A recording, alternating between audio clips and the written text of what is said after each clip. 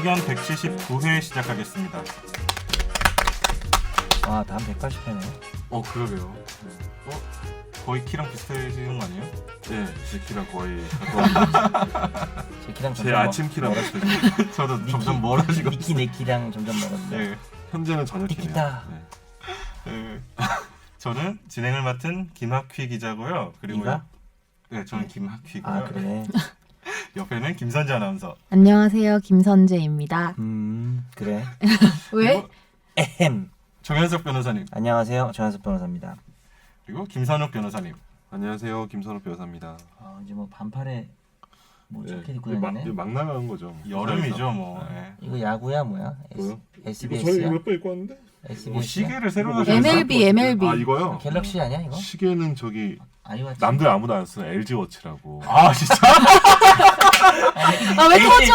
아니 LG를 무시하면 안 돼요. 아, 터져! 왜? 웃지 마요. 그냥 받아들여 자연스럽게 나처럼. 그렇죠. 그래서 이상해? 아니, 우리가 편견을 가지고 있죠. 제가 갤럭시 워치를 샀는데 약간 좀 다르게 생긴 아, 거. 다른 버전인가 했구나. 뭐지? 새로 나왔나? 아. 그런 아이워치인가 느낌이었는데. 난 이랬는데. 이게 제가 옛날부터 좀 약간 마이너 취향이 있는데. 웃으면 안 되는데. 죄송합니다. 근데 저는 그 와중에 아날로그 시계를 차고 있습니다, 여러분. 아 예뻐요. 그거. 예쁘지 않나요? 네, 네. 이거 네. 얼마게? 왠지 싸니까 엄청 비싼 거 아니야? 얼마게? 왠지 엄청 28,000 비싼 거 원. 아니야? 28,000원인데 하루에 한 30분씩 늦어지지. 아니에요. 그럼 뭐야? 30초씩. 3만 원. 3만 원. 와, 나 거의 맞췄어. 거의 2만 맞췄어. 5천 원. 28,000원. 근데 3만 원보다 훨씬 더 있어 보이는데. 3만 원 카시오. 카시오야? 카시오 시계인데 거의 이쁘다. 뭐 카시오가 왜 3만 원밖에 안 까르랑 하지? 비슷하죠?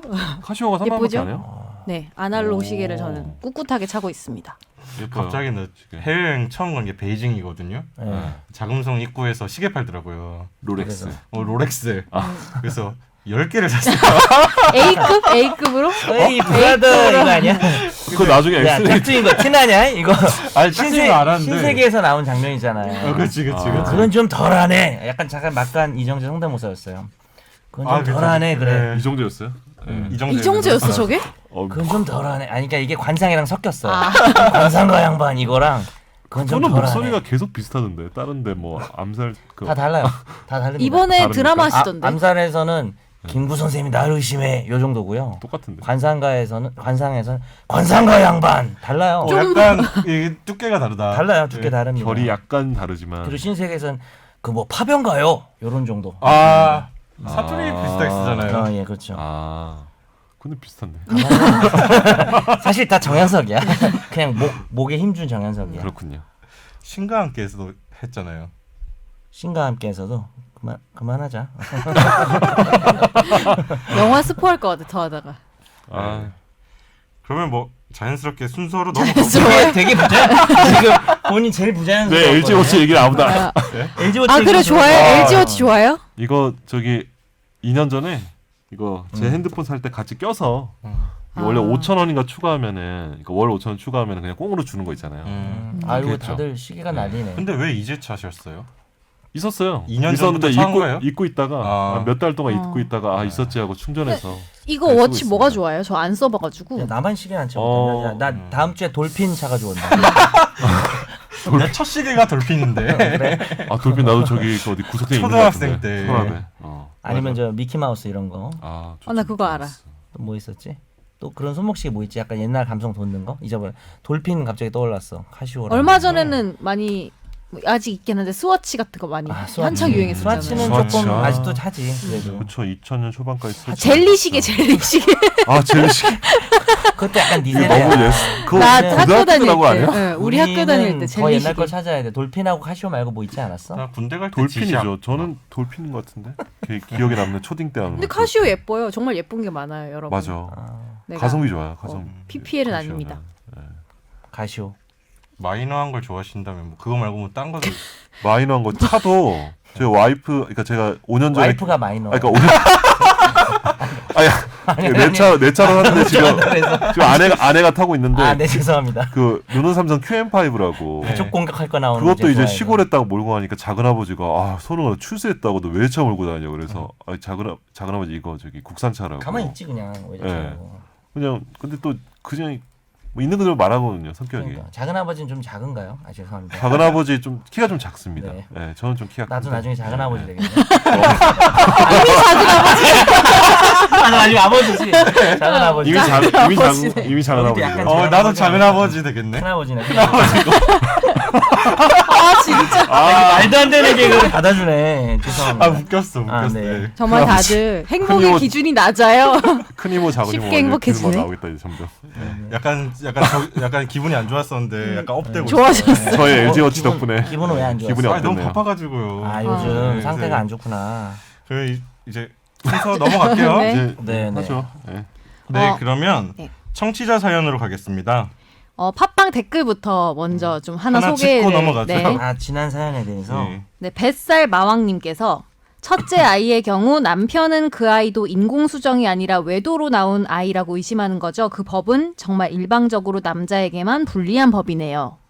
라고 댓글을 달아주셨거든요. 제가 제 댓글을 달려고 하다가 그냥 방송 통해서 짚는 게 나을 것 같아가지고 일단 이 남편 지난주 집중탐구에서 남편은 첫째 아이의 경우에는 인공수정 할 때 다 동의 절차를 거친 걸로 이제 외도로 나온 아이라고 의심하는 건 아닌 걸로. 아, 왜냐하면 지금 현재 제3자의 정자로 인공수정을 하려면 다 동의 절차가 필요하잖아요. 아 근데 이제 뭐 인공수정을 하면 했는데 알고 보니 바람을 피워서 인공수정이 나올 수도 아니야? 있지 않나? 에? 그 바람을 피워서도 나올 수도 있는 거 아니에요? 그 얘기하시는 거 아니에요, 이분이? 인공수정을 했는데 알고 보니 인공수정하면은 인공이 아닌 거지. 그 내가 과정을 몰랐는데 그 만든 아. 수정란 이런 걸 다 추적을 하나 하나씩? 만약에 그런 게 아니면은 외도랑 겹칠 수도 있다 뭐 이런 얘기 아닌가? 근데 중요한 건 이 소송에서 남편분이 이 주장을 하고 있지는 않죠. 네, 이 주장을 하고 있지는 네. 않아요. 어쨌든 요 댓글은 좀 뭐 우리가 사실하고 조금 다를 수 있고. 그러니까 남편의 주장은 그거죠. 첫째 아이는 어쨌든 이분 추측으로 다신 거네. 네. 그러니까 그런 의심하실 것 약간 같다. 헷갈리셨나 봐요. 두 번째 아이랑. 아. 첫째 아이는 어쨌든 병원에서 그 인공수정 다 동의 절차를 거치니까 했는데 이제 재판부에서 판단은 다 동의가 된 거라고 하는 거고 소송 과정에서 남편 주장은 뭐 묵인할 그러니까 알고는 있었는데 아. 이게 뭐 신생자로 동의한 것까지는 아니다. 이 그 차원의 얘기밖에 없는 거죠. 남편이 네. 첫째 아이를 외도라고 주장하는 판결문에 아니죠? 그런 주장은 전혀 안 나와요. 네. 네. 네. 그래서 그리고 이거는 일방적으로 남자에게만 불리한 법이라고 하셨는데 생물학적인 차이 때문에 생겨나는 일이고 이게 남성과 여성 프레임보다는 자녀의 복리 가정 평화냐 아니면은 진실 혈연을 밝힌 것인가. 뭐 지난주에도 봤다시피 저랑 김선욱 변호사는 에헴 내 피가 한 방울도 안 섞였는데 뭐 그런 입장은 아니지만 약간 흥선대원군 같다. 그런 입장도 좀 대변을 좀 해본 네. 거고 꼭 남성 여성 프레임만은 아닌 것 같아요. 근데 생물학적으로 원래 그렇죠. 그러니까 사실 우리가 바람 핀다고 다 애가 나오는 건 아니잖아요. 그리고 그러니까 이제 바람은 얼마든지 필 수 있는 거고 남자든 여자든 어느 성별이 더 많이 피게 그건 뭐 아시겠지만 모르길 수도 있고. 네? 근데 이제 애가 나왔을 때 이게 내 애인가라는 문제에 있어서만큼은 남자들이 불리한 상황이죠. 근데 그거는 사회적 차별은 아닌 것 같아요. 저는. 네. 그 생물학적으로 그런 거 어떻게 차이. 하겠어? 예, 예, 뭐 그런 것 같아요. 그리고 핵심은 아이가 어떻게 되느냐니까 사실은. 그런 문제가 있어서. 신생자 추정 자체가 아이 이제 자녀들의 복리를 위하고 그런 측면들이 분명히 있잖아요. 그러니까 그렇죠. 남자가 내가 아니라고 주장할 권리와 아이의 복리나 가정 평화의 어떤 문제인 것 같아요. 그래서 엄격하게 제한하고 있고 그때 말했듯이 2년 네, 네. 뭐 부인할 수 있는 기간을 하지만 상상만 해도 남자 입장에서 끔찍하네요. 남자 여자 프레임으로 가지 말자면서요. 옛날에 그 프레임은 아니어도 남자는 남자니까. 피임 잘하면 되잖아요. 제가요? 갑자기 옛날에 어떤 강사가 강의하다가 우리 고시생 때 예. 변호사 강사였거든요. 그 사람이. 그래서 그 사람이 우리 남자로 태어나서 친생 부인의 소를 제기하는 일은 없어야 됩니다. 뭐 이런 얘기했던 게 갑자기 기억이 나네. 형사소송법 강의하던 되게 그 당시 웃긴 강사라고는 한 명 이지민? 있었는데 이지민. 그 사람 변호사는 아닌데. 아 헷갈렸다. 그 사람 변호사 아니다. 이지민은 아니고. 아내가 판사지 아마. 아니 근데 우리 네, 너무 아내가 신상을 모르겠네요. 아우 뭐야. 뭐 지금 강의는 안 하고 계시니까. 지금 10몇 년 전에 기억이 되게 나요. 웃기던 웃기는 강사였어요. 15년 전에. 다음 사연으로 넘어가겠습니다. 네. 안녕하세요. 금요일 땡 하면 업로드되는 최종 의견을 다운받아서 듣고 있는 열혈 청취자입니다. 공사로 인한 소음 먼지 문제가 생겨서 혹시 조언을 받을 수 있는지 사연을 보내게 됐습니다. 저희 가족은 다가구 주택 빌라에 거주하고 있습니다. 1층은 세입자인 저희가 2층은 주인이 거주하고 있는데요. 5월 24일 오전 9시경에 2층에서 공사하는 소리가 들리기 시작했습니다. 시멘트를 부수고 갉아내는 소리가 들리기에 무슨 일인지 놀라서 2층에 갔더니 공사 중이었습니다. 소음이 심하고 먼지가 날려서 너무 시끄럽다고 2번 정도 올라가 얘기를 했는데 그제서야 공사장 인부 한 분이 리모델링 중이라고 하셨습니다. 인부가 얘기하기로는 한 달 정도 걸리는 공사고 수도 문제도 있기 때문에 단수도 해야 한다고 했습니다. 문제는 저희는 공사한다는 얘기를 들은 적이 없단 겁니다. 단수도 처음 듣고요. 저희 가족은 차상위 계층으로 LH가 제공하는 임대주택에 살고 있습니다. 몇 달 전 집주인이 사망을 하고 지금은 배우자가 실질적인 집주인 상태인 것으로 보이며 상속은 아직 이루어지지 않았습니다. 법적으로는 자세히 알 수가 없습니다.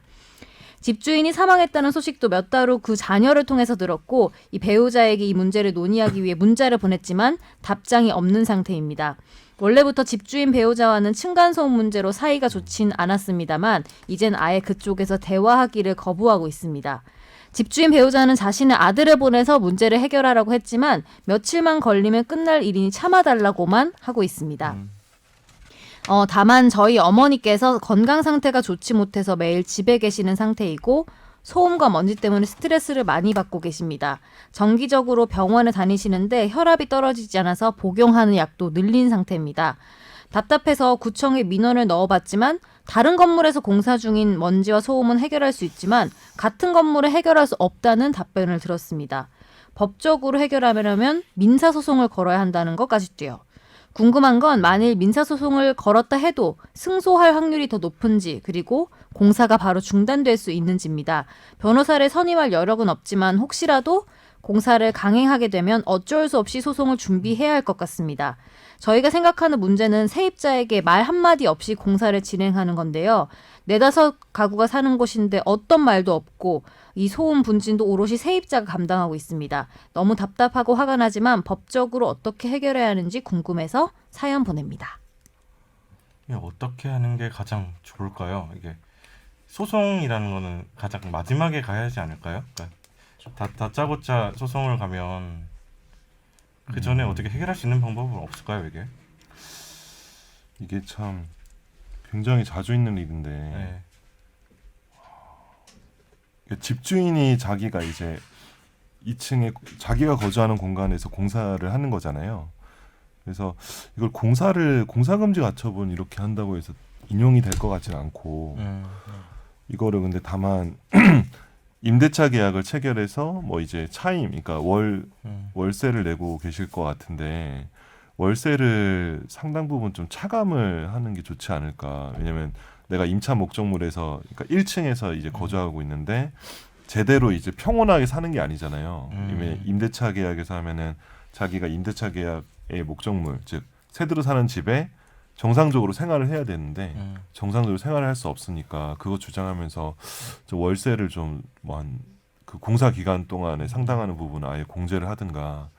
근데 그거는 우리 세입자 쪽에서 증명을 해야 되는 거죠.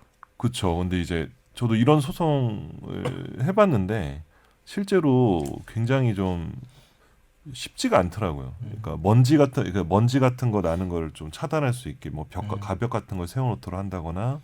그때 뭐 저도 소송하면서 뭐 공기 측정도 어디 의뢰해가지고 내고 소음도 다 동영상 찍어서 내고 이랬는데 이게 위자료나 이런 걸로 참 이게 인용이 잘 안 되더라고요. 중간에 이제 조정을 해서 끝났는데 제 기억에. 근데 그럼 네. 어머님 병원 기록 네. 이런 것도 좀 그렇죠. 그걸 이제 위자료의 자료로서 낼 수가 있겠죠. 혈압이 오르시고 이런 것들은. 근데 그것도 사실 엄밀하게 막 상관관계를 밝혀야 되는 거니까 어렵겠네요. 근데 이제 지병이 또 있다고 하셨으면은 지병 때문에 이렇게 또 날 수도 있는 거고 그게 참 쉽지가 않아요. 그래서 법원에 조정을 하려고 하죠. 이렇게 들어오면은 임대료 공제하고 이런 식으로. 당장 공사를 이제 중단시키기는 좀 어려운 쉽지 않죠. 쉽지 않다. 쉽지 않죠.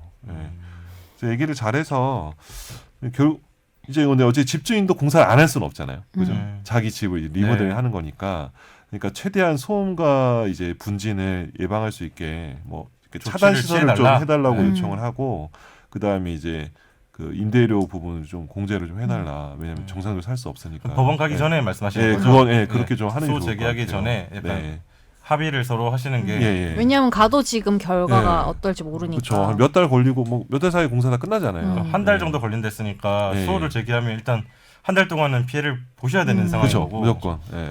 그래서 이제 사실 지난번 꽤 된 저 김성욱 변호사 오기 전이었던 것 같은데 방송에서 한번 다루긴 했어요. 층간소음? 층간소음도 그렇고 예.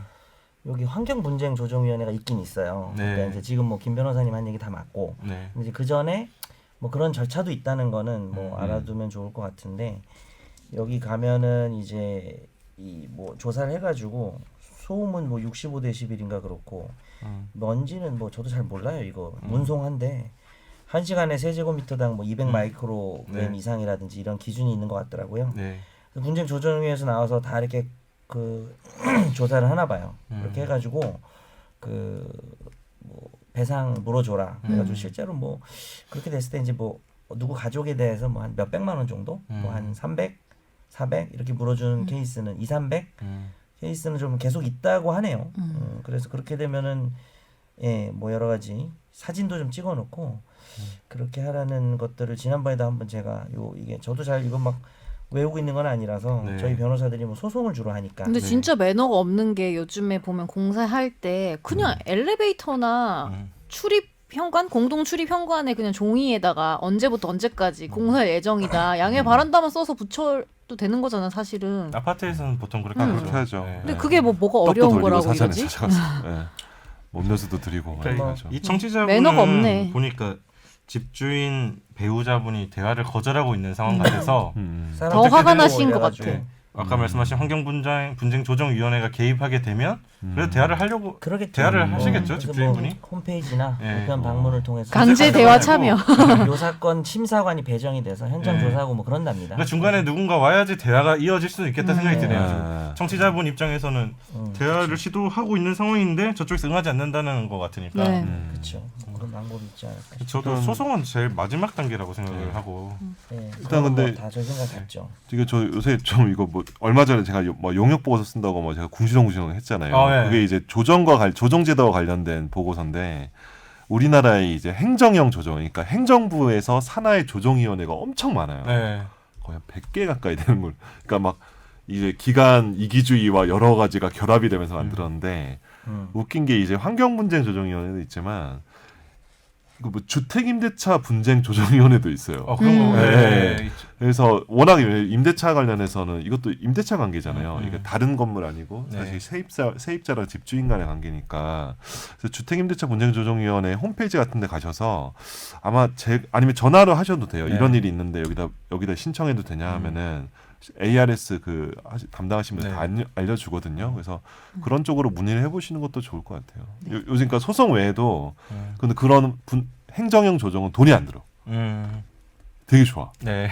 근데 사실은 가면 막 협박도 해. 공무원이나 이런 위원들이 네. 이거 소송 가면은 당신 막 물을 수도 있는데 이러면은 중간에 좀 이렇게 해가지고 조정도 많이 시켜주고 하니까 한번 가보시는 것도 맞아요. 괜찮을 저도 것 같아요. 기사 통해서만 네. 봤지만 이를테면 전세금 안 돌려주고 이럴 때도 행정형 조정이 네. 많이 개입해서 네. 성공률이 높던데요. 네. 보니까. 그래서 이게 좀 약간 슬픈 거예요. 그러니까 당사자의 자율적인 해결이 아니고 음. 공권력을 가진 제3자가 개입을 해야지 뭔가 해결이 된다는 게. 근데 좀, 일단 나라에서 일하시는 분들이 와서 얘기를 하면 네. 효과가 있잖아요 실질적으로. 그러니까 그게 문제인 거예요. 이제 서로 간에. 아니 근데 문제지만 솔직히 이 케이스 같은 경우에 세입자는 그치. 그 정도만 되면 편하고 좋지 이미 않을까? 이 단계는 자율적인 서로 간의 얘기는 안 통하는 단계인 것 같아요. 대화가 안 응하지 하니까. 않으니까. 네. 네. 조정위원회 아까 말했던 환경분쟁 조정위원회 한번 검색하셔서 네. 연락을 취해보시는 게 제일 네. 빠를 것 같네요. 네. 네, 그러면 화제의 판결로 넘어가겠습니다. A씨는 교복을 입은 여고생이 남성과 성관계를 갖는 내용의 애니메이션 2건을 인터넷 웹하드 사이트에 올린 혐의로 기소됐습니다. 1, 2심은 애니메이션 등장인물의 외관이 19세 미만인 것으로 보이고 극중 설정도 아동 청소년에 해당한다며 A씨에게 징역형을 선고했습니다. 그리고 대법원은 청소년 성보호법이 규정하고 있는 아동 청소년으로 인식될 수 있는 표현물은 사회 평균인 시각에서 명백히 청소년으로 인식될 수 있는 표현물이라고 해석 기준을 제시하면서 이 A 씨에게 징역 4개월에 집행유예 1년을 선고한 원심을 확정했습니다.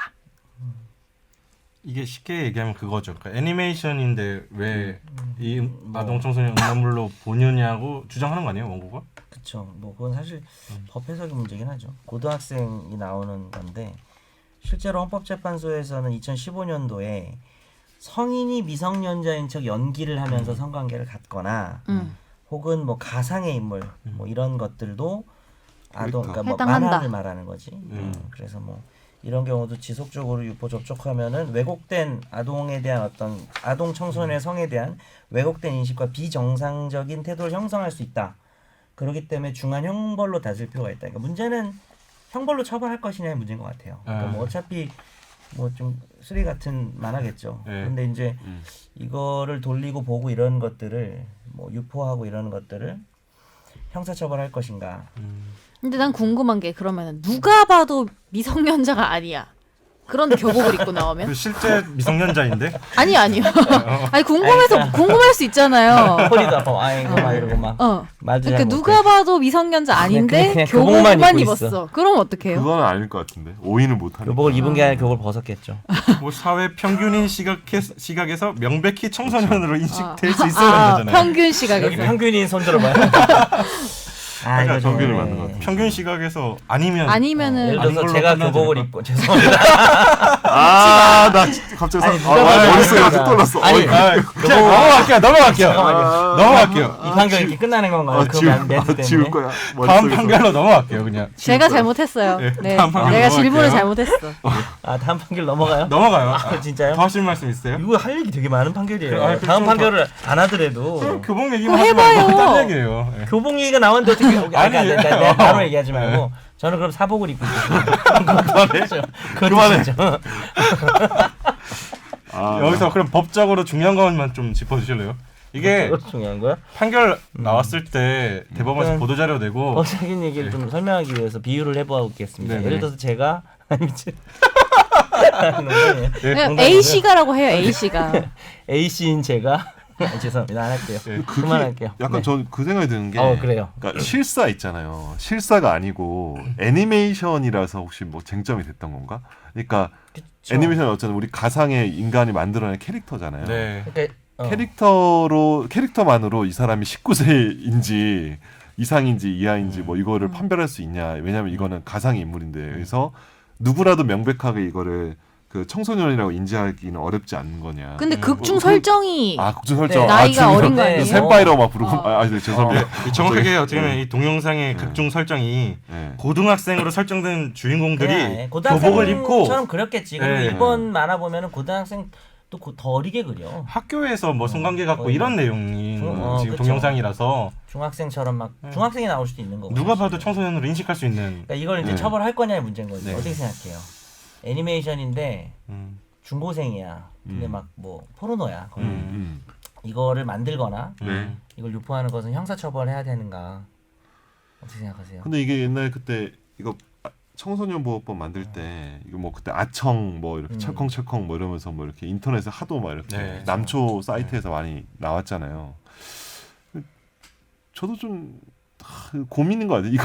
이거 사실 집행유예 굉장히 센 형벌이거든요. 징역 4개월에 집행유예 1년이면은 징역형이죠. 예. 이거 1년 동안 뭔가 사건 중요한 터지면 건 4개월 갈 수 있는데 성범죄자라는 거예요. 이 사람. 성범죄자가 되는데 네. 그러니까 다른 성범죄에 비해서 이렇게 정말 그렇게 중한가라는 약간 개인적으로는 좀 그렇게 생각이 들어요. 근데 이게 근데 문제는 실제로 이 성범죄자들의 이제 많이 뭐 분석이나 이런 것도 해보면 이게 매체를 통해서 이제 굉장히 좀 네. 이상한 또라이 같은 생각들이 많이 늘어난다는 그런 게 있으니까 일단 국가 권력에서 이건 당연히 규제는 해야 될 것 같고.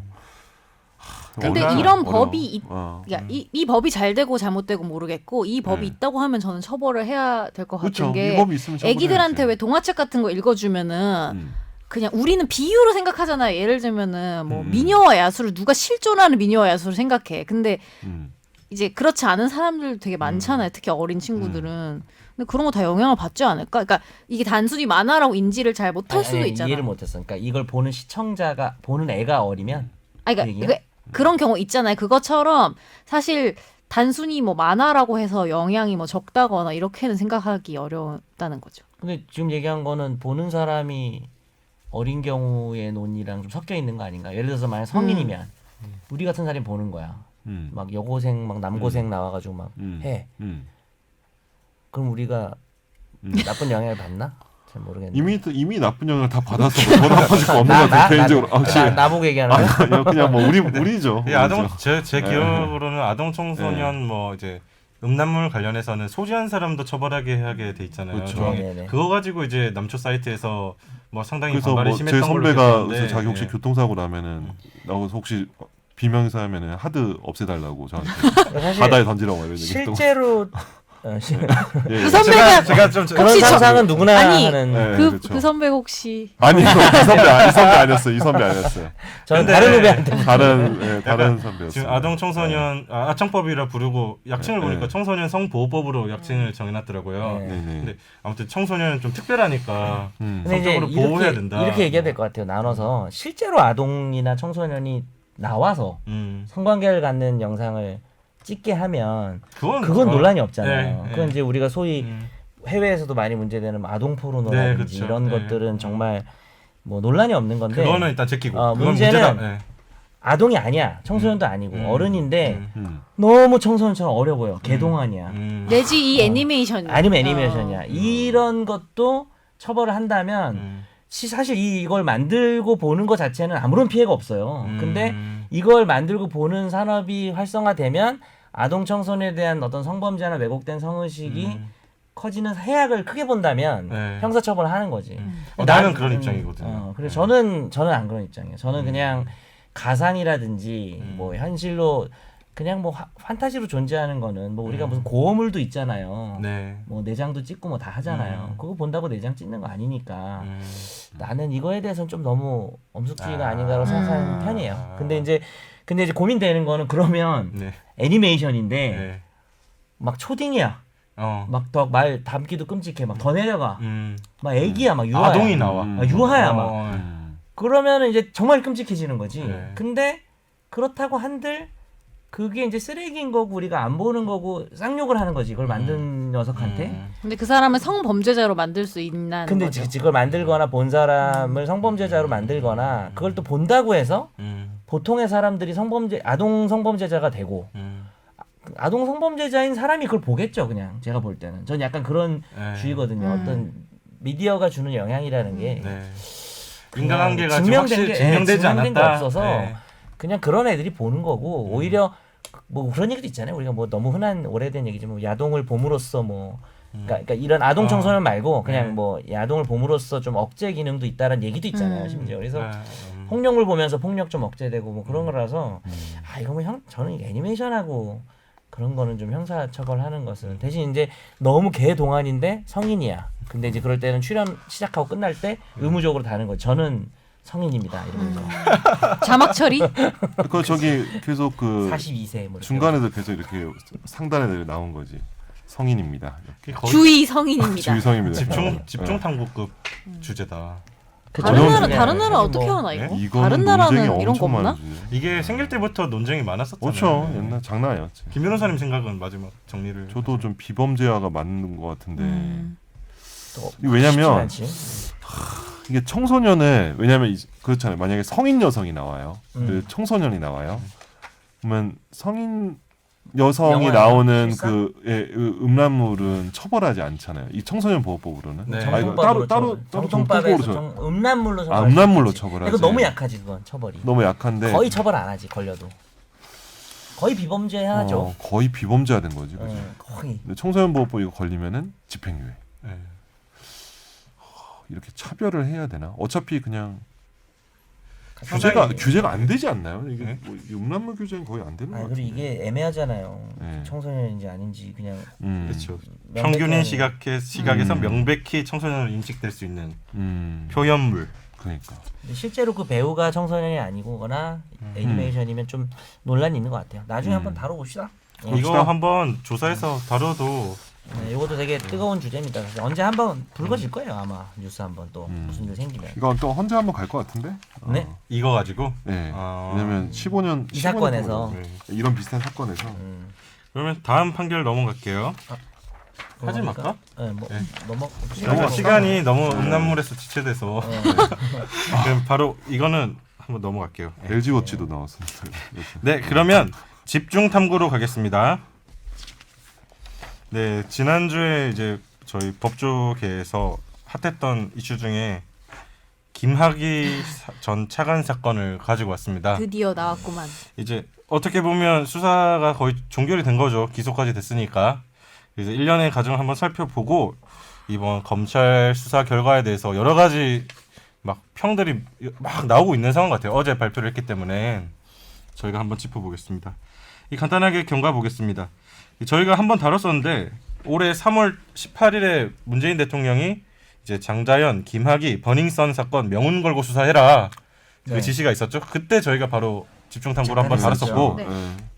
그리고 저희가 방송한 날 자정이었던 걸로 기억해요. 방송 업로드되는 시점에 김학의 전 차관이 이제 태국으로 가려다가 인천공항에서 긴급 출국 금지로 탑승 직전에 제지가 되는 상황이 발생했고요.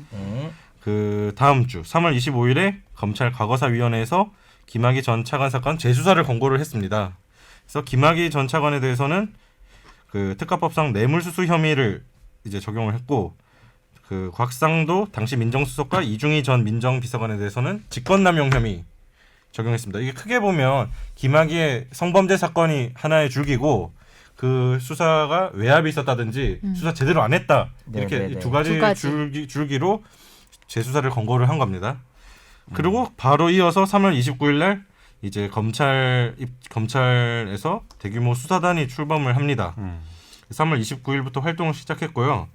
4월 17일 날 바로 윤중천 씨를 체포를 했고 그다음에 좀 진행돼서 5월 16일에 김학의 전 차관에 대해서 구속영장이 발부가 됩니다.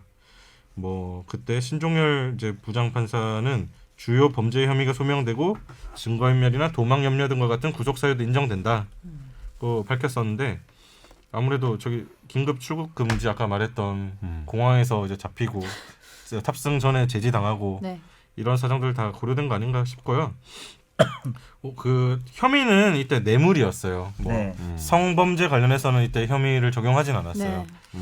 그리고 이어서 5월 22일 날 윤중천 씨에 대해서는 강간 치상 등 혐의로 구속이 됐습니다. 그리고 6월 4일이죠. 네. 따끈따끈한 소식이네. 저희가 오늘 6월 5일에 이제 방송을 녹음하고 있는데 어제 이제 검찰 아까 말했던 검찰 대규모 수사단 출범했다고 했잖아요. 거기서 김학의 전 차관과 윤중천 씨에 대해서 구속 기소를 하고 곽상도 이중희에 대해서 불기소하는 이제 수사 결과를 발표를 했습니다. 경과는 이렇고요. 이 사건에 대해서 좀 오래된 사건이기도 하고 거의 6년 된 사건이에요. 그래서 6년 전에 어떻게 진행된지 한번 짚어보고 수사 결과를 볼게요. 네. 저도 약간 이 당시에 기억이 좀 흐릿하긴 하더라고요. 이번에 정리하면서 다시 재정리를 했는데 2013년 3월 달에 박근혜 전 대통령이 이제 시작이 되잖아요. 네. 첫 번째 법무부 차관으로 김학의 네. 당시 대전고검장을 임명했습니다. 네. 근데 발표 뒤에 이제 그 하자마자? 유명한 원주의 별장에서 성접대 뭐 성범죄가 있었다는 폭로가 나왔고 성범죄요? 그러니까 성접대를 받았다는 폭로. 네. 그때는 파티라고 표현을. 그때 당시에 네. 성파티요? 뭐 아니, 정확한 표현은 모르겠는데 어디 뭐 하여튼 그런 거였던 것 같아. 거의 그거 아니에요. 그 영화 내부자들에 나오는 파리비플이네. 그거보다 그 더 새끼들. 심한 게 있다 이런 얘기. 네. 그런 폭로가 나왔고 6일 만에 사퇴를 했습니다. 그래서 전 차관은 맞아요. 네. 6일 차관이었는데 그래서 2013년에 경찰이 수사에 들어가고 이제 그 당시 별장 동영상이 확보가 됐고 이제 수사를 했는데 경찰 단계에서는 김학의 전 차관과 윤중천 씨 등에 대해서 뭐 기소 의견으로 검찰에 송치를 했고요. 검찰은 윤중천 씨에 대해서만 성폭행 혐의가 아닌 다른 혐의 뭐 사기나 경매방해 등으로 기소 결정을 했고 김학의 전 차관에 대해서는 혐의 없음 처분을 했습니다. 네. 뭐 이게 1차 사건인데 2013년 당시 문제 불거졌을 때 처리가 됐던 거고 아무튼 윤중천 씨는 성폭행 혐의 성범죄 아니고 다른 걸로 기소됐고 네. 이제 김학의 전 차관은 무혐의. 전혀 뭐 기소가 되지 않았어요. 그 영상의 여성을 파악이 안 된다. 그런 네. 의미였죠. 예. 근데 누가 봐도 지금 현 느낌이었죠. 시점에 네. 와서는 뭐 누가 봐도 김학이라고 네. 뭐 볼 수 있다. 뭐 민감용 경찰청장도 이야기하고 뭐 김학의 여부도 그렇고 네. 여성이 여성. 누군지 근데 모르겠다. 여성이 누군지를 모르겠다. 뭐 그런 것도 있었죠. 여성이 특정이 돼야 되죠. 피해자가 특정이 네, 돼야 되긴 피해자가 하죠. 김학의 전 차관이라고 뭐 단정하더라도 피해자가 예, 그게 안 됐다는 이유였고 그래서 2차 사건이라고 이제 우리가 부르는데 2014년에 그 동영상 속 피해를 주장하는 여성이 등장해서 고소장 접수해서 재수사가 진행됩니다. 그런데도 이 2차 사건에서도 그 동영상 속 여성과 이 고소인이 동일 인물임을 확인할 수 없다며 김학의 전 차관과 윤중천 씨에 대해서 다시 한번 혐의 없음 처분이 내려집니다. 그리고 뭐 이게 당시에는 그래서 끝난 거죠. 이제 두 번의 이제 수사가 있었고 두 번 다 뭐 무혐의가 됐으니까 이 성범죄에 대해서는. 그리고 2018년 들어서 검찰에서 과거사위원회가 이제 출범이 돼서 활동을 하는데 김학의 사건을 이제 조사 대상 사건으로 선정했고 이 조사를 진행해서 지난주 5월 22일 날 이제 진상조사단, 그러니까 검찰 과거사위원회 차원에서 수사 결과를 발표를 했습니다. 뭐 김학의 전 차관 사건 조사 및 심의 결과 해서 여러 가지 의혹들에 대해서 그 뭐 수사 권고도 하고 여러 권고를 했는데 이게 지난주 수요일이거든요. 이 수요일을 했는데 이제 어제 화요일 일주일도 안 된 상황이죠. 이제 6일 만에 이제 검찰에서 수사 결과를 아예 발표를 해버려요. 네. 이거 김학의 구속 기한이 걸려가지고 어제까지라고 하더라고요. 그래서 구속 기소를 하면서 발표를 해버렸는데, 자 그러면 지금까지는 경과였고 이 과거사위원회 결과 발표와 수사단의 결과 발표를 한번 비교해 보는 게 좀 필요할 것 같아요. 네. 비교. 약간 다르거든요. 이 검찰 과거사위원회에서는 이제 아까 말씀드린 대로 지난주 수요일 이제 5월 29일 날 이제 김학의 전 차관 사건 조사 및 심의 결과를 발표를 했는데요. 첫 번째 조사단은 주요 규명 대상 의혹으로 5가지를 선정했습니다. 뭐 검찰의 이른바 부실 수사, 봐주기 수사 의혹. 네. 두 번째 검경 부실 수사의 원인. 세 번째 원주 별장을 둘러싼 성접대의 진상. 네 번째 김학의 동영상의 추가 동영상의 존재 가능성. 다섯 번째 성접대 동원 여성들 내지 성폭력 피해 주장 여성들의 피해 여부. 뭐 요런 5가지를 규명 대상으로 선정을 했고요. 이제 뭐 결론적으로 말씀드리면 이제 과거사위원회에서는 검찰과 경찰의 부실 수사 의혹이 있었고 부실 수사가 있었고 그 배후로 청와대가 의심된다 이런 결론을 내린 거예요. 아까 말했던 두 번째 줄기.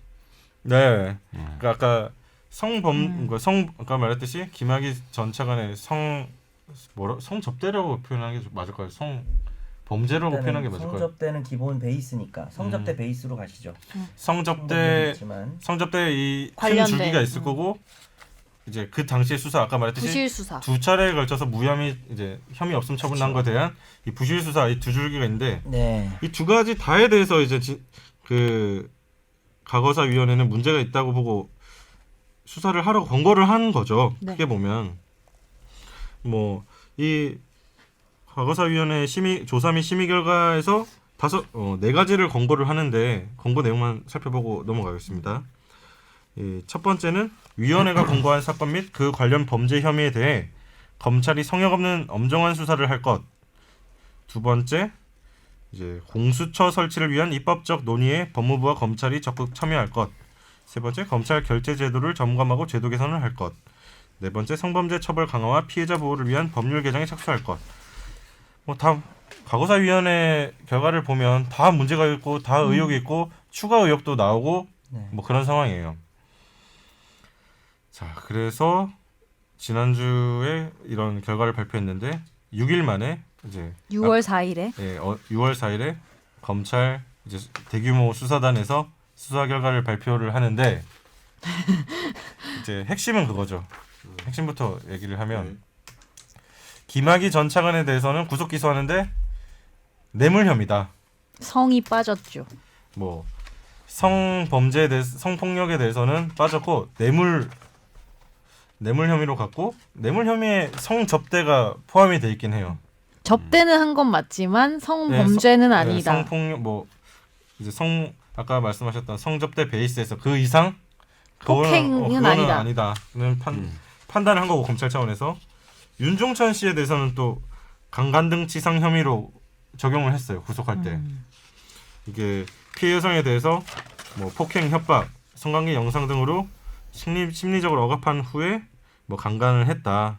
그래서 피해 여성에게 외상 후 스트레스 장애 등을 입게 했다. 이런 혐의를 적용을 했고 이제 성범죄 아까 첫 번째 주의에 대해서는 김학의는 뭐 아무튼 뇌물. 네. 근데 성접대 포함된 뇌물. 윤중천은 강간 등 지상. 이렇게 판단을 한 거고 아까 말했던 이제 수사 제대로 안 됐다든지 외압 행사에 대해서는 이제 검찰 수사단의 결과는 곽상도 이중희에 대해서 그 직권남용 혐의에 대해서 불기소 네. 처분을 합니다. 네. 뭐 외압 없었다는 거죠. 그렇죠. 그러니까 수사단의 결론은 근데 궁금한 게 증거를 못 찾은 건가요? 아니면은 없단 건가요? 못 찾은 거 아닐까? 그러니까 뭐 수사 핸드폰이나 이런 거 자료나 봤을 때 없었다 뭐 이렇게. 그리고 예를 들면은 아까 빠졌던 그 성 관련해서는 사실 좀 놀랍잖아요. 왜냐하면은 누가 봐도 그러니까 일반적인 시각에서 봤을 때 누가 봐도 한 세트잖아요. 어떻게 보면은. 근데 사실 이 논리로 따지면 그럼 몰랐으면은 되는 건가? 그러니까 몰랐던 게 맞는 건지도 일단 뭐 몰랐다는 게 어떤 몰랐다는 그러니까 이게 협박이나 폭행 같은 게 있었다는 거를 검찰에서 어제 발표할 때 그렇게 밝혔는데 뭐 성범죄에 대해서 그러니까 윤중천이 평소에 김학의를 잘 모셔야 한다고 강요하면서 말을 하지 못하겠기 때문에 모르고 여성이 그냥 뭐 김학의에게 자신이 폭행 협박으로 성관계에 응해야 한다는 처지에 있다는 사실을 알리지 못했다고 진술했다. 근데 김학의는 뭐 김학의랑 뭐 이를테면 성관계가 있는 당시에는 폭행 협박이 없었다고 본 거잖아요. 검찰은. 그래서 뭐 성범죄가 아니라 성접대다 이런 결론인데 네. 거기에 대해서 그러니까 의구심이 진짜 든다. 일단 1번은 진짜 몰랐을지 그거 김학의 전 차관이 그거 하나고 두 번째는 그러면 몰랐으면 되는 건가라는 생각 두 가지죠. 그게. 이게 아무튼 이게 문재인 대통령이 처음 할 때 이 특권층의 범죄고 사람들이 도대체 그 당시에 무슨 일이 있었는지 궁금해한다 이런 말을 했잖아요. 그래서 핵심 규명 의혹들은 아무튼 성폭행 의혹이라든지 청와대 외압 의혹인데 두 가지 다에 대해서 검찰은 성폭행 혐의도 입증하지 못했고 검찰 외압 의혹도 무혐의 처분을 했고 그래서 사람들은 이게 제대로 된 게 맞느냐는 게 첫 번째 반응인 것 같아요. 그냥 제가 한 말이 딱 맞지 않나요? 못한 건지 안 한 건지 뭔지 모르겠지만 그 수사 결과를 보셨을 거 아니에요. 네. 어떠세요? 그 느낌이 이게 뭐 여러 가지 반응이 있는 것 같아요. 뭐 검찰 차원에서는 최선을 다했지만 여러 가지 제약이 있었을 거라는 뭐 입장도 있을 거고 네. 두 번째는 검찰의 제 식구 감싸기다. 뭐 또 과거랑 똑같이 지금 뭐 제대로 안 된 거 아니냐, 입증 못한 거 아니냐 이런 크게 보면 두 가지 반응이 있는 것 같고 김 변호사님은 어떠십니까? 저는 이거 관련해서 이런 생각이 드는데 박준영 변호사님이라고 그 뭐 재심 사건 뭐 그렇죠. 많이 하시고 SNS도 많이 그렇죠. SNS도 많이 하시고 뭐 하시는데 그분이 그때 4월인가?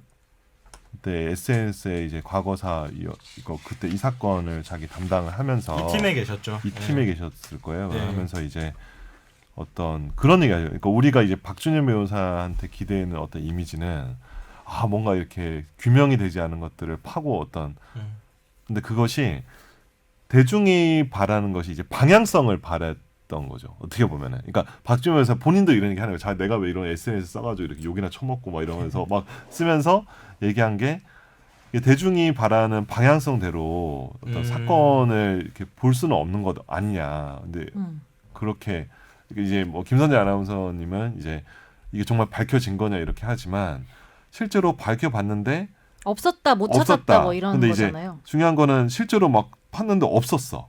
없었는데 밝히라는 것 자체가 그러면은 방향성에 대한 지시는 아닌 거잖아요. 그러니까 문재인 대통령의 워딩이 진상을 밝혀라. 그러니까 네. 진상을 밝혀라가 네. 뭘 있었는- 밝히라는 예, 건지는 그렇죠. 아니에요. 그러니까 있었는지 없었는지 여부를 명확하게 밝히라는 거지. 그렇죠. 그 뜻이죠. 어떻게 해서든 처벌하라는 일단 뜻은 처벌하는 아니에요. 뜻은 아닌데 네. 그치. 그거에 대한 이제 혼동이 있었던 것이 아닐까. 그러니까 몇 개월 동안에. 그건 이제 의혹은 예, 있었죠. 처벌을 네. 충분히 할 수도 있어 보이는데 예, 그렇죠. 봐주기 수사를 한 거 아닌가는 의혹은 있으니까 그렇죠. 사실은 네. 진상을 밝히라는 건 네. 처벌할 수 있으면 처벌하라는 그렇죠, 뉘앙스 그렇죠. 있는 거죠. 있기는. 그렇죠, 그렇죠. 근데 하지만, 그러기에는 저는 네. 이 두 군데서 발표한 뭐 시기는 좀 다르지만 좀 결이 좀 다르니까 많이 이거 그때 김학의 요거 이제 김학의 씨를 성범죄로 이제 수사할 수 있는지 여부에 대해서 그때도 한번 얘기 나왔잖아요. 그때 잠깐 그때 저번 달이었나? 네. 그때 이제 과연 김학의가 이제 자기 성접대를 받을 때 이 여성이 폭행 협박으로 인해서 의사가 억압된 상태로 자기가 성관계를 하는지를 인지했는지 여부가 네. 중요하다 이렇게 얘기했는데 근데 문제가 뭐냐면 이게 이 피해 여성도 이제 그 당시 동영상도 아마 그랬을 거고 본인 진술로도 난 이미 윤중천한테 이제 폭행 협박을 당했고 의사가 억압된 상태에서 강제적으로 이렇게 하는 거야라는 것들을 표시 안 했다가 이제 진술이 된 것 같아요. 그 여성이 조사하다가- 그렇게 예, 진술을 한 하다 걸로. 보니까 이 성범죄로 이제 공소 제기뿐만 아니라 제기를 하더라도 공소 유지하기가 되게 힘든 거죠. 수사기관 입장에서는.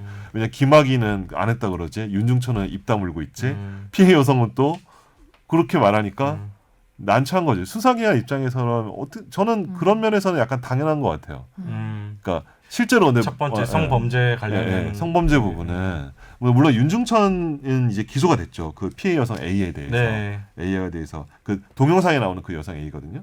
근데 제가 기사에서 보다가 중간에 기사 보다가 워낙 기사 많이 나왔는데 피해 여성이 자기가 뭐 아닌 것 같다 뭐 이런 진술이 나왔다고 어디 뭐 기사에도 나온 것 같고 같아요. 그죠. 그러니까 그런 것들이 막 뭔가 나오면서 검찰에서 이 김학의에 대한 성범죄를 공소제기에 굉장히 부담감이 있지 않았을까라는 생각이 좀 드는데 약간 저는 이건데 이게 외압 부분이 저는 좀 약간 수상해. 외압이요? 외압이 이거 네. 저는 그러니까 외압 부분에 대해서 이거 좀 약간 좀 이따 얘기할까요? 외압은? 성범죄를 먼저 한번 이게 하고 정리하고 넘어가죠. 근데 저는 약간 그걸 다 인정을 하더라도 그러면은 한편으로 생각해 보면 앞으로 발생할 이 높으신 분들이 만약에 이렇게 네. 성접대를 받을 일이 생겨. 근데 결국에는 중간에서 그럼 연결해 주는 사람이 뭐 폭행하고 뭐 협박해 가지고 다 만들어서 보내면 이 사람은 사실 책임에서 자유로울 수 있는 거잖아요, 사실. 그렇죠. 네?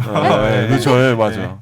뇌물죄는 되겠죠. 그러니까 그러면은 그 사람들한테 이게 어떤 그때 말했듯이 이렇게 높으신 분들한테 효과를 발휘하기가 법적인 거 말고 현실적으로 놓고 봤을 때 이거는 하면 안 되겠구나. 심리적으로 이렇게. 막 이거는 뭐 해도 되는 건 아니지만 뭐 아무튼 생각을 하게 될 수 있을 것 같아. 나는. 뇌물도 큰 거 아니에요? 뇌물 커요. 뇌물이 형이 되겠어요. 이제 사회적 낙인이라고 해야 되나? 네. 성범죄자와 네. 뇌물 범죄자는 느낌이 좀 다르긴. 그렇죠. 약간 저도 뇌물이 결코 작은 단죄는 아닌데 성범죄자랑 느낌이 좀 다르다는 그건 그렇죠. 그거는 확실히 있는 것 같아요. 그래서 그렇죠. 사람들은 이 사람이 성범죄자다 라는 거를 이렇게 원하는 거죠. 원하는 거죠. 예. 네. 원래는 법적으로 그런 저도 거 원했고.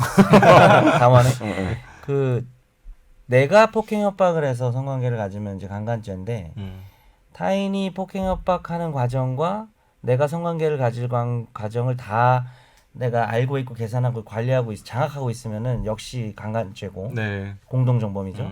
그다음에 처음엔 그런 생각이 없었는데 뭐 성접대를 한다니 뭐 자발적인 성접대 여성이 오겠군 했는데 네. 데려왔는데 이제 폭행 협박으로 이미 많이 외포된 상태의 여성이 왔는데 그걸 좀 눈치챘으면서 관계를 가지면 이제 준강간죄가 될 수는 있거든요. 그러니까 법리적으로는 그래요, 사실. 그래서 다 빠져나가려면은 뭐 전혀 몰랐다 하는 뭐 거. 이렇게 지금 그 입장이었고 수사 결과도 지금 그렇게 그거잖아요. 나온 거죠, 예. 사실은. 뭐 같이 노래도 부르고 뭐 브루스도 추고 이랬는데 내가 뭐 이 사람이 강제로 했냐. 뭐 맞고 왔는지 뭐칼뭐그 위협당했는지 참 어떻게 아냐. 구역질나긴 하는데 참 못났다. 이미 참 입증하기가 쉬운 건 아니었을 것 같아요. 법적으로 예, 봤을 예. 때. 쉽지가 않아요. 그러니까 그 여성의 진술이 뭐 어떻게 나왔는지 모르겠는데 이 여성의 진술이 좀 중요할 것 같고. 네. 그래서 수사 결과 보면 여성의 진술 아까 말씀드렸던 그 네. 부분을 제일 먼저 써놨더라고요. 그러니까 여성이 그렇게 진술했던 거거든요. 그 윤중천 씨한테 폭력 당해서 말하지 말라는 김학의 전 차한테 말하지 말라는 그걸 받은 상태에서 나는 김학의한테 뭐 별도의 언급을 하지 않았다. 그렇게 진술했다고 수사 결과에 나와 있어요. 이런 시스템이 되게 루틴하거나 자주 있는 거면 뭔가 판단을 할 텐데 이거 워낙에 참 희한하고 지금 정말 그지 같은 방식으로 이런 시스템으로 성접대를 받다 보니 뭐 이렇게 할 때 데려오는 여성들이 다 이렇게 협박해서 데려오는 거라고 볼 관례가 있는지 뭐 그런 거 없으니까 네. 처벌하기 좀 난처했던 것도 있는 것 같아요. 아니 그 뭐 영화 내부자들의 뭐 그런 장면들이 나오지만 네. 그게 강간은 아니라 네. 성접대다. 뭐 지금 내부자들이야 뭐 성접대죠 뭐.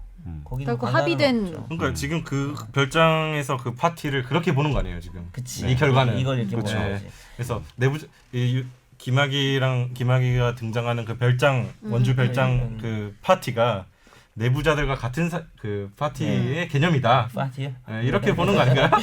근데 조금 한마디 더 하면 이게 또 우리 여기 들어있는 중요한 법리 중에 하나가 성매매 여성이 성매매하려고 왔어도 강간이 성립될 수는 있는 거잖아요, 그죠? 성매매도 나쁘지만 네. 성접대도 나쁘지만 이 성매매를 하기 싫을 수 있잖아요, 갑작스레.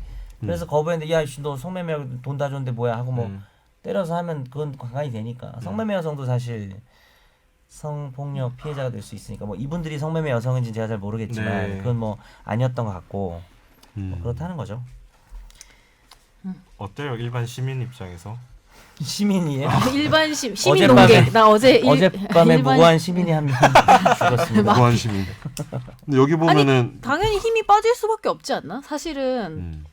대통령도 다시 하라고 했고 제대로 들여보라고 했는데 아무것도 없어. 그러니까 아까 말씀하셨듯이 우리가 막 어떤 방향성이나 이런 게 있든 없든 간에 파보라고 한 건 뭐가 있을 것 같으니까 파보라고 한 건데 알고 봤더니 없어. 사실 그러면 당연히 힘이 빠질 수밖에 없고 그리고 네. 이게 무슨 뭐 가난하고 이런 사람들의 범죄도 아니고 네. 진짜 우리랑 다른 세상 사는 사람들 다른 세상 얘긴데 차관. 네. 이거에 그런데 이런 거 일어날 수 있고 그러니까 결국 이거에 일반 사람들이 생각해 이럴 수 있잖아요. 이렇게 해도 이 정도 처벌 받는구나. 그냥 사실은 그렇죠. 그게 제일 중요한 건 이거 아니에요? 그런 어. 인식을 심어줄 수 있다는 거. 저는 그렇게 생각해요. 네, 그렇군요. 그렇습니다. 넘어가시죠. 그 아까 말씀하시려고 했던 그 청와대 외압. 두 번째 주의기. 두 번째 주기라고. 근데 여기 뜬금없이 여성 B가 무고 혐의로 불구속 기소된 거 이거 예 있어요. 예 이거 있죠. 근데 이거는 약간 네, 뭐 사이드, 큰 본류랑 네, 벗어난 것 같아서 제가 그렇죠. 지켰어요. 네. 예. 있고 직권남용 관련해서 아, 이제 곽상도 이중이 어렵다. 불기소인데 네. 이거 문제가 있다고 보신다고 했죠. 이게 아니 경찰이 처음에는 이거를 어떻게 했지? 성범죄 관련해서 수사를 하다가 뇌물로 틀었나요? 이게 중간에 어떻게 됐죠? 뇌물을 안 갔죠. 아 뇌물을 안 갔나? 뇌물로 조사를 하다가 성범죄로 틀었나?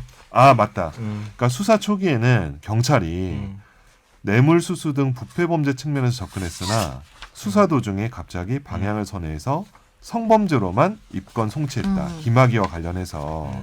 근데 수사 결과도 여성들 진술에만 의존. 그러니까 진술에만 의존해서 깨지기 쉬운 성범죄로만 검찰에 넘겼고 그래서 검찰에서 가볍게 깨게 이렇게 도와준 거 아니냐. 그게 과거사위의 예, 과거사위 그 결과였죠. 관점인 거죠. 예, 관점이죠. 예, 예. 예. 그러니까 저도 이거 처음에 성범죄 얘기 나올 때 이거 왜 뇌물로 왜 수사를 안 하고 계속해서 강간이랑 뭐 그런 걸로 갈까 성범죄로 갈까 생각 많이 했었거든요. 근데 여기 역시도 보니까 경찰은 처음에는 뇌물범죄로 보고 왜냐면 윤중천이 건설업자였으니까 뭔가 청탁을 바라고 접근한 거 아니에요?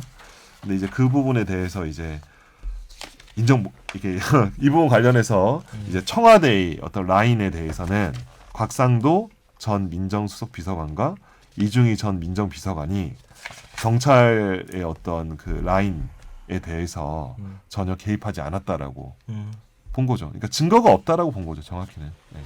증거 불충분하여 불기소. 나는 믿기지가 않지. 일반 시민이네. 일반 시민 왜냐면 용객이네. 이거는 청와대에서 그 당시 특히 박근혜 정부의 청와대가 어떻게 돌아가는지 시스템을 아는 사람들로서는 초기잖아요. 초기죠. 1년 차지. 그렇죠. 1년 차고 저 이제 2012년 대선 끝나고 2013년에 이제 분노와 이제 절망의 시기로 보냈고 청와대에 있는 그 인간들이 희낙낙했겠지. 물론 깜빵을 많이 갔지만 나중에. 근데 그 당시에 무소불위의 권력을 가진 청와대에서 경찰에 외압을 하지 않았다? 와 이거는 그러니까 증거가 없어서 못 잡은 거지. 누구나 이제 있을 거라고는 보는 거 아닌가요?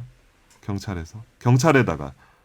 그러니까 이제 그 당시에는 이제 근데 이게 중요한 거는 그 당시 경찰의 사람들이 뭐라고 했냐면은 뭐 인사 관여자들이 신임 경찰청장 부임에 따른 통상적인 인사로서 그 당시 이제 뭐 수사를 담당했던 경찰에 대해서 뭐 부당한 인사 조치가 아니라고 했고 네. 그 당시 뭐 첩보 수집 및 수사 담당 경찰들도 청와대 관계자 등 외부로부터 질책이나 부당한 요구 지시 간섭을 받은 사실이 일체 없다고 진술을 한 거야. 그렇죠. 이 사람들 진술해 보니까 지금 이번에 조사하는 사람들이 난처한 거죠. 누가 하나 총대 메고 사실은 뭐 저기 BH에서 전화 한번 받았습니다. 이런 식으로 얘기를 해주면 되는데 경찰 수사관들도 아니 그때 뭐 뭐 전화 받는 거 없음 이렇게 하니까 또 물 건너가는 거죠. 네. 근데 나는 이 경찰들이 이렇게 진술한 게 이거 진짜 저 의혹이야. 예. 의혹인데 경찰이 이렇게 진술한 게 지금 검경과의 그 어떤 수사권 과정에서 다툼이 있잖아요. 네. 그 관련해서 자기들 뭔가 트집이 안 접히려고 뭔가 약간 조직적인 진술을 한 게 아닐까라고 이건 순전히 추측입니다. 의혹. 전 순전히 추측이에요. 추측. 의혹이에요. 의혹. 그런 것도 있지 않을까. 왜냐면 경찰 입장에서 뭐가 좋아요? 예? 경찰 입장에서는 이제 자기들은 외압에 굴복하지 않았다는 인상을 주는 거죠. 그러니까 굳이 공수처 만들지 않고 저희들한테 수사권 더 줘도 돼요. 라고 약간 그런 식으로 좀 약간 설계를 한 게 아닐까? 그러다 보니 검찰에서도 뭐 좀 이거 되게 너무 많이 나갔는데 이거는 그냥 저희 뭐 의혹 제기니까 선피셜. 예, 선피셜이죠. 예, 이거 가지고 저를 좀 고발하지 말아주세요. 예. 듣지는 않겠지만 너희들은. 예. 그래서 뭐 참여연대에서 논평도 내고 바로 했는데 네. 아까 그 외압 부분에 관련돼서 뭐라고 얘기하고 있냐면 네. 이제 곽상도 이제 청와대 전 민정수석 3월 말에 수사 공고되었는데 서면 조사 1회밖에 실시하지 않았다. 네. 그래놓고 불기소했다. 뭐 그리고 이게 말이 되느냐 뭐 이런 차원이거든요. 그렇죠. 그리고 다들 그러니까 검찰 수사단의 수사 결과를 그 보도 자료를 보면 대부분 뭐 진술을 하지 않았다, 단서를 찾을 수 없었다, 네. 뭐 이렇게 볼만한 그러니까 외압이 있었다 볼만한 사정이 드러나지 않았다. 그렇죠. 뭐 이런 표현들이 등장하는데 뭐 시민단체들의 지금 얘기는 적극적으로 수사하지도 않고 그냥 봐주기 수사한 거 아니냐. 꼬리 자른 것도 없죠 지금. 뭐 사실 잘라져 잘라야 있는 될 그냥 꼬리 뒀습니다. 뭐 본체가 없어요 사실은 그쪽 라인은 이제. 뭐 그런 반응인데. 예.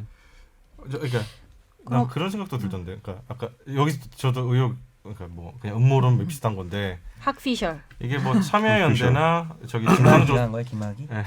참여연대나 진상조사단이나 다 그래서 답은 공수처다 이러고 얘기하고 있잖아요. 그러니까 이제 공수처를 검찰이 엄청 반대하잖아요. 네. 근데 경찰 반대 안 할 것 같아요. 경찰도 반대하겠지. 왜냐하면 자기네 권한. 왜냐하면 이게 김학의 사건 자체가 경찰이 이제 건수 잡은 거거든. 이 고위공직자에 대해서 나 이렇게 수사 첩보도 잘하고. 근데 공수처 만들면은 자기 뺏기는 거잖아요. 그래서 제가 아까 전에 지금 선피셜로 아까 얘기한 거예요. 아 그런 차원도 네. 있다. 저는 좀 그런 게 있지. 왜냐면 솔직히 진짜 2013년에 박근혜 정부가 김학의를 얼마나 박근혜 대통령이 좋아했는데 그 사람 추문 나왔을 때 수사 라인에 대해서 개입을 안 했다고? 그 당시 개입 안 했으면 그 청와대 무능한 거죠. 자기 권한이 있는데 민정이. 진짜 증거가 없는 건가? 근데 그러면은 앞으로는 가망이 없는 거예요, 이거는? 이거 대충 공소시효도 완성되고 그런 거 아닌가요? 그게 더 힘 빠져요, 사실. 왜냐하면 이게 처음 해서 잘 뭐 안 되고 이게 아니고 여튼 2번 한 거잖아요. 근데 이런 결과가 나오는 거는 좀 허무하긴 해요. 이제 수사 기관 입장에서는 거의 마지막 수사라고 봐야 되지 않을까요? 공소시효 등으로 예, 인해서. 예. 근데 이제 뭐 아무튼 끝났습니다. 네. 여기 그 당시 뭐 이제 그렇습니다. 성접대를 받은 걸로 이제 추정됐던 예. 이제 한상대, 뭐 윤갑근, 그러니까 박충호, 이게 일단 좀 관계가 있었다고 그러니까, 추정되는. 예, 그렇죠. 예. 저기 그 건설업자랑 스폰이었다. 건설업자랑 관계가 있다. 그러니까 뭐 성접대 받은 뭐 어째 예. 스폰이다 이런 얘기 예. 나왔던 그분들에 대해서는 윤중천 리스트라고 표현하죠. 있죠. 예, 그렇죠. 가구사위원회에서. 예, 일주일도 지나지 않아서 단서를 발견하지 못했다며 추가 조사 계획조도 그러니까 뭐 그런 거죠. 뭐 윤중천 핸드폰 까보니까 윤갑근 씨 전화번호도 없고 뭐 저희 누구냐 한상대 한상대. 쪽 뭐 그것도 없으니까 통화 기록 없고. 단서를 발견하지 못했다. 근데 그게 궁금한 게 나는 내가 윤중천이면 전화번호부에 입력 안 해. 대포폰 쓰지 않을까? 예, 대포폰을 쓰거나 메모장 쓰지 않을까요? 그렇죠. 그러니까 여기는 전화번호부에 전화번호가 저장되지 않았고 통화 내역도 네, 존재하지 통화 않게 내역도 하는구나. 없어, 예. 근데 대포폰 쓰지 않았을까?라는 생각을 좀 개인적으로. 전화 쓰지 않았을까? 그러면 거꾸로 물어봐서 자 한상대랑 윤가끔 씨 핸드폰은 까봤냐 이거야. 이거 까봤을까? 이거 안 까본 것 같은데. 예, 뭐 임의 제출이라도 해가지고 거부하더라도 네. 받을 필요가 있지 않았을까요? 그 당시 썼던 뭐 너무 옛날이긴 한데. 수사에 들어갈 단서가 없다고 얘기하죠. 그렇죠. 그런 거 강제 수사에 들어갈 단서가 없다고 단서를 발견하지 못하였음. 네. 이렇게 지금 설명을 하고 있거든요. 이게 또 중요한 건 또 윤중천의 운전기사의 진술이 바뀌었다. 네, 또 이것도 바뀌었어요. 네. 왜 다 갑자기 바뀌죠? 수사 들어가면은 이게 진짜 궁금한 거지. 그죠? 아무튼 뭐 더 얘기하면 이제 나도 어떻게 좀 문제 되겠는데. 그래서 얘기 말해야겠다. 이게 다 크게 처음부터 계속 얘기했던 성폭행 의혹과 청와대 외압 의혹 네. 둘 다 이제 뭐 거의 없었던 걸로 이제 진상 조사 결과가 이제 끝나는 거 아닐까요? 수사기관 네. 단계에서는. 방법이 없죠 지금은 더 이상. 그래서 사람들은 분노할 지점이 분명히 있다고 생각해요. 아까 말했던 뭐 네. 방향성이라든지 네네. 거기에 대해서 어느 정도 음. 뭐 아무튼 처음에 사람들은 그런 기대가 있지 않았을까요? 그러니까 당연히 그러니까 김 변호사님 말씀하셨던 것처럼 당연히 있었을 거야. 당연히 저건 문제야.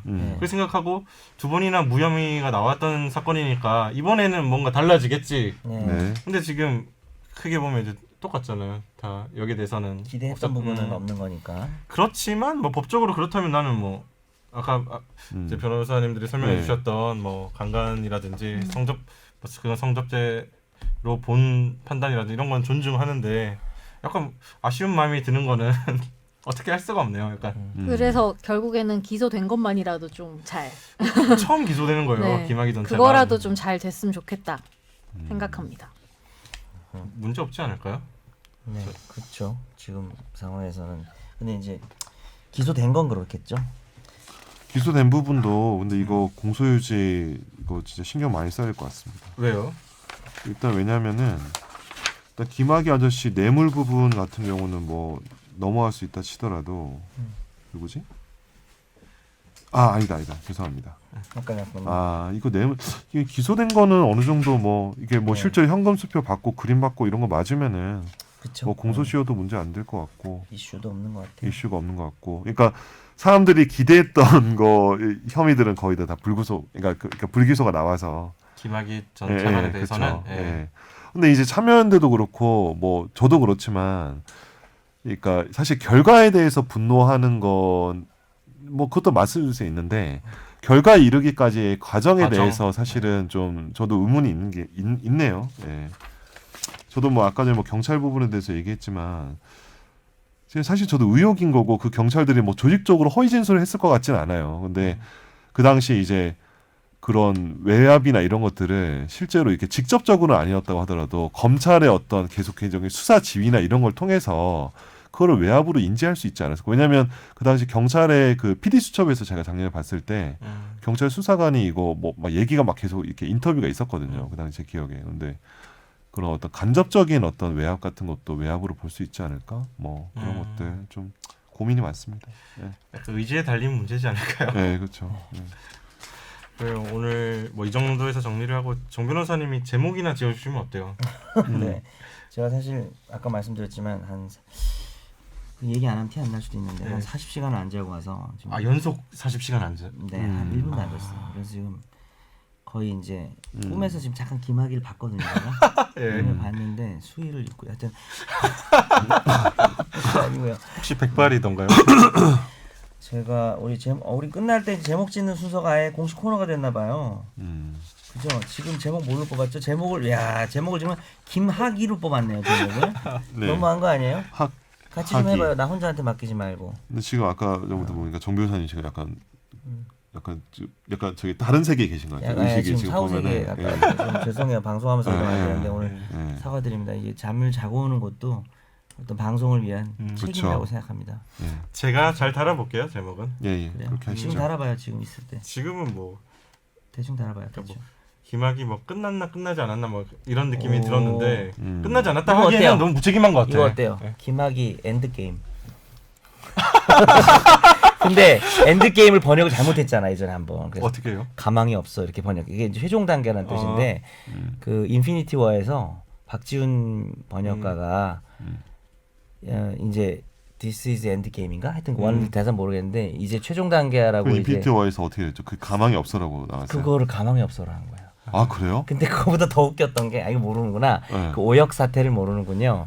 뭐 나도 영어를 잘 몰라서 뭐 네. 박지훈 씨가 맞을 수도 있는데 네. 두 번째 오역 사태가 뭐냐면 마지막에 닉 퓨리가 인피니티는 해도 되겠지? 1년 전 건데. 그렇지. 스포해도 되겠지? 그거 우리 캡틴맘을 부르죠. 가루가 되잖아. 어. 그때 얘가 닉 퓨리가 mother 이렇게 하고 가루가 돼요. 네, 마더. 그거를 어머니라고 번역을 해서 닉 퓨리 효자행. 이게 그래서 마더 다음에 그 mother 하는데 발음을 약간 어머니 놓친 이렇게 거 아닐까? 나왔대요. 번역이. 그래서 매년 어버이날이 되면 저는 또 닉 퓨리를 떠올린답니다. 닉 퓨리 네, 갑자기 잠 깼어. 가루가 됐네. 뭐 김학의 전 차관의 엔드 게임 뭐 이렇게 하면 괜찮아요?